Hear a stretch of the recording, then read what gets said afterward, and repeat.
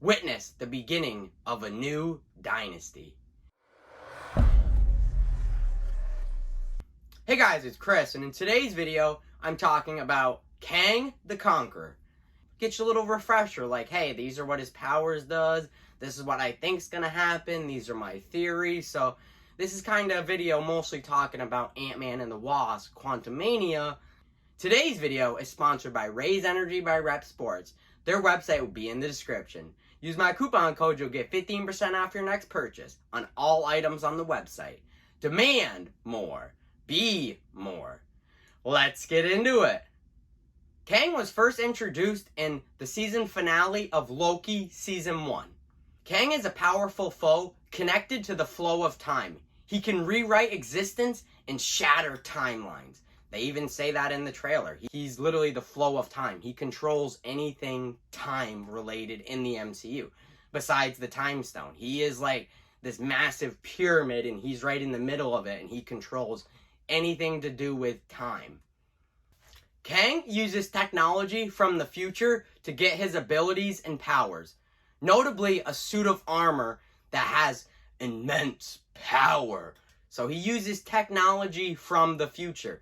That's why this massive pyramid with all these like rings around him look very futuristic in the trailer. That's because he uses technology from the future. I will say, at the end of the trailer, we do see this energy circular of light where he's like, ah! And it's like these blue beams he's shooting out. I believe that these blue beams have something to do with his time-altering ability. I think when he does that, it has something to do with time. It's going to alter it. It's going to change it. I think that's going to be his power, where he can shatter the timelines. He can manipulate time. He can rewrite existence. So he's like, okay, let me get off my hovering little platform. Let me walk over. Okay, bro, calm down. In the first official Quantumania trailer, we see Scott Lang, aka Ant-Man, make a deal with Kang the Conqueror. Now, what I'm thinking is that when Ant-Man and Wasp and his team travel into the quantum realm, they get separated. So he gets separated from his daughter, and Kang captures Scott Lang's daughter, and that's why he makes a deal with Kang. Alright, bro, I'll make a deal with you if you give me my daughter back. I'll travel into the quantum realm, I'll get you whatever you want, just give me my daughter back. And I think that's what the deal is.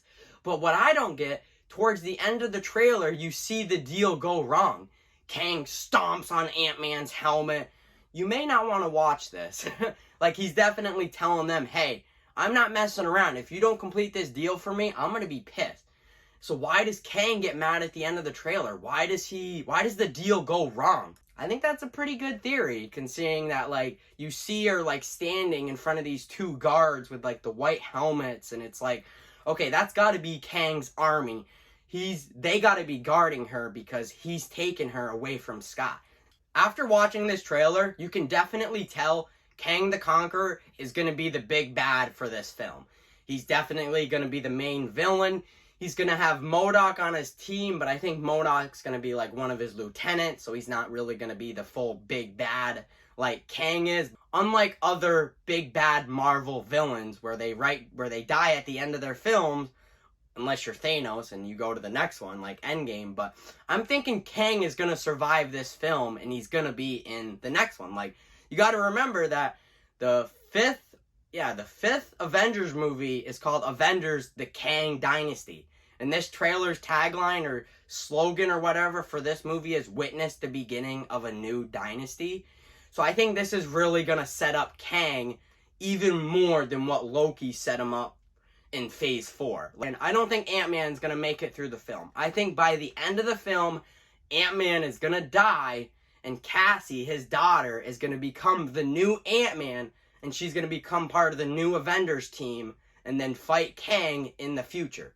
Like he says in the trailer, you don't have to win, we both just have to lose. So I think Kang is going to lose, but he's not going to die, where Ant-Man, he's going to lose, but it's going to cost him his life. And lastly, what I want to talk about is MODOK's design. I've been seeing a lot of hate and a lot of bashing of MODOK's design on Twitter. And I kind of gotta disagree with you guys. Like, MODOK is literally a floating head in a chair that looks like a robot. So obviously when he's unmasked and doesn't have the mask on, he's literally just a floating head in a chair. Because that's what MODOK is. He's supposed to be goofy looking. If you look at all the other variants or all the other designs of MODOK, he's goofy looking. He's not supposed to be taken seriously. His CGI does look pretty decent. I mean, like I said, it's a floating head. So it's gonna look goofy looking. And, fun fact, Darren Cross, the same character that played Yellow Jacket in the first Ant-Man movie, is eventually going to become MODOK in Ant-Man and the Wasp: Quantumania. But the MODOK design, not that bad. It could have been a lot worse. Alright, that was just me giving you some information about Kang the Conqueror from Quantumania, or at least the information that I got from the film. I wanted to talk about Kang. I wanted to tell you guys I didn't really mind the MODOK design. I know it's getting a lot of hate on Twitter, but I don't mind it. It's alright. It's not like, well, that's the best design ever that they've done in the MCU. But it's not the worst. It's alright. It's alright. I don't mind it. Alright, that was just me just talking about Ant-Man and the Wasp Quantumania trailer. And of course, Kang the Conqueror. Hope you enjoyed today's video. And as always, don't forget that like and subscribe button. Peace.